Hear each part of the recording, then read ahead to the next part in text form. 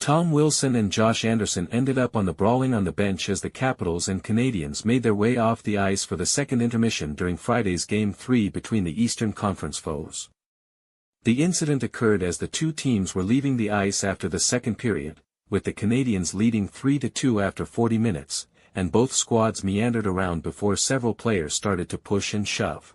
That led to Wilson and Anderson going at it right near the bench, which eventually led to the Canadiens' winger falling onto the bench and the Caps pugilist continuing to go after him. A linesman attempted to quell the situation, but Wilson continued to charge at Anderson with the two going all the way down the bench before hitting the stanchion that separates the home team and visitors' benches. The linesman continued to try and fight to get control, while the two players kept just trying to fight one another. On the ice, players from both teams pushed and shoved as some tried to get to the bench to help their teammates. Things finally started to calm down, but not before Wilson mocked a Montreal player by doing a crying face.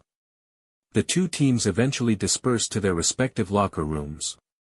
When all was said and done, Wilson and Anderson were handed a roughing penalties and game misconducts.